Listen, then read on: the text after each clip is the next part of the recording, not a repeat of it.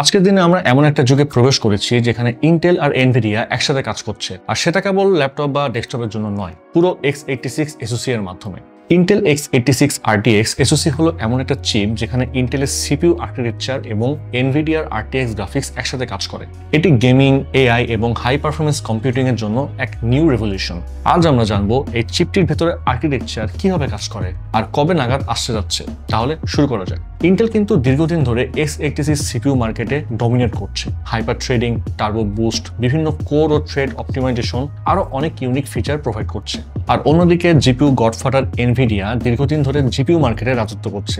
রে tracing, CUDA course, tensor course, AI acceleration এর জন্য বেশ ফেমাস হলো এনভিডিয়া। তো আমরা জানি সাধারণত গেমিং ল্যাপটপ বা ডেস্কটপে সিপিইউ এবং জিপিইউ আলাদা থাকে, যার ফলে ল্যাটেন্সি একটু বেশি থাকে এবং এনার্জি এফিসিয়েন্সিও কম হয়। এটা সলিউশন হিসেবে আসতে যাচ্ছে ইন্টেল x86 RTX SoC।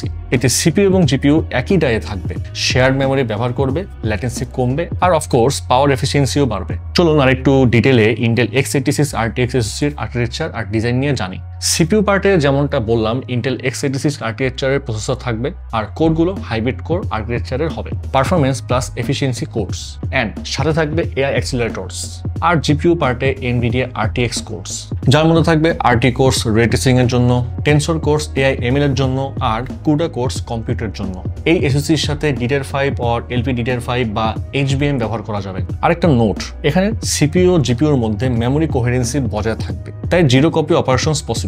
আচ্ছা, আরেকটু সহজ করে বলি, সিপিইউ আর জিপিইউ দুটো আলাদা প্রসেসর এবং দুজনই একই ডেটা ব্যবহার করতে চায়। তো কোহেরেন্সি মানে হলো সিপিইউ এবং জিপিইউ যখন একই মেমোরির ডেটা ব্যবহার করে তখন তারা একই ডেটা রিড করে, কোনো মিসম্যাচ বা আউটডেটেড ডেটা থাকে না। যেমন সিপিইউ যদি কোনো ফাইল আপডেট করে, জিপিইউ সেই আপডেটেড ডেটা ইনস্ট্যান্ট ইউজ করতে পারে আর নতুন কপি বানাতে হয় না। আর এখানে হচ্ছে zero to copy operations, extra copy ছাড়াই সিপিইউ ও জিপিইউ একই মেমোরি থেকে ডেটা রিড রাইট করতে পারে। তো এর ফলে যেটা হবে, ইন্টেল x86 RTX SoC তে ল্যাটেন্সি কমবে, পারফরমেন্স বাড়বে এবং মেমোরি ইউজ কমবে। আরো একটা note, AI workload CPU, AI engine এবং টেনসর কোর্স দুই দিক থেকেই হ্যান্ডেল করা যাবে। এবার আমরা কথা বলবো ইন্টেল x86 RTX SoC এর মেইন ফিচারগুলো নিয়ে। প্রথমত রে tracing. Intel x86 RTX SoC এর যে RTX কোড থাকবে সেটা রিয়েল টাইমে রে ট্রেসিং এর জন্য কাজ করবে। আমরা জানি রে ট্রেসিং হলো একটা গ্রাফিক্স টেকনোলজি, যার কারণে লাইট, শেড, রিফ্লেকশন এবং রিফ্রাকশন আরো রিয়েলিস্টিক দেখায়। আচ্ছা, এরপর হলো tensor cores plus CPU AI engine.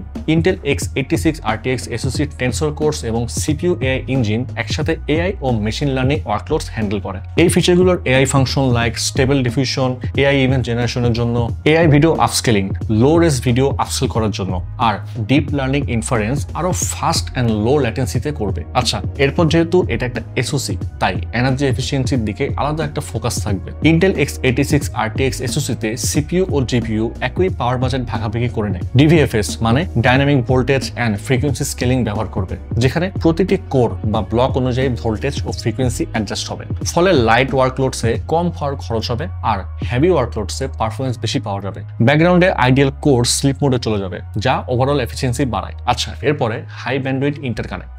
CPU এবং জিপিইউ এর মধ্যে 100+ Gbps ব্যান্ডউইথের হাই স্পিড বাস থাকবে। এর ফলে ডেটা ট্রান্সফার ল্যাটেন্সিও খুব কমবে, লাইক ভিডিও রেন্ডারিং, এআই ইনহারেন্স এবং গেমিং টেক্সচার্স লোড করার সময় সিপিইউ এন্ড জিপিইউ খুব ফাস্ট একে অপরের সাথে ডেটা শেয়ার করতে পারবে। ওকে, তারপর PCIe 5.0 ও থান্ডারবোল্ট 4 সাপোর্ট।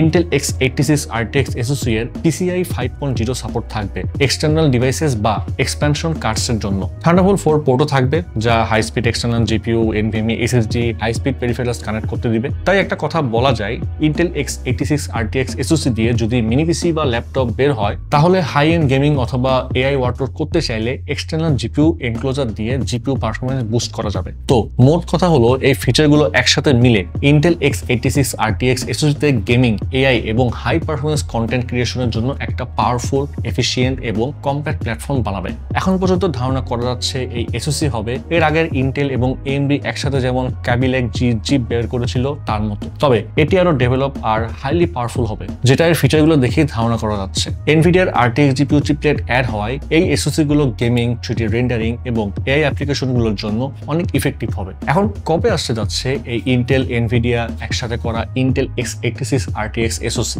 এখন পর্যন্ত আমরা কোনো অফিসিয়াল নোটিশ পাইনি। আশা করা যায় বছরখানেক লাগবে, লাইক 2026-এর মধ্যেই হয়তো চলে আসতে পারে। অনেকে আবার বলছেন যে 2026 সালের কম্পিউটেক্সে রিভিল হবে এই এসওসি। এখন আপনারা কি চান যখন এই এসওসি রিলিজ পাবে তারপর আমরা এটা নিয়ে ল্যাপটপ বা মিনি পিসি বাংলাদেশের বাজারে নিয়ে আসি? যদি চান তাহলে অবশ্যই কমেন্ট বক্সে জানাতে ভুলবেন না। আজকে ভিডিও এখানে শেষ করতে হচ্ছে। আশা করি আপনাদের ভিডিওটা ভালো লেগেছে। আর যদি ভিডিও ভালো লেগে থাকে তাহলে অবশ্যই শেয়ার করবেন এবং অবশ্যই কমেন্টস করতে ভুলবেন না। আজ চলে যাচ্ছি, দেখা হবে পরে কোনো ভিডিওতে নতুন কোনো টপিক নিয়ে।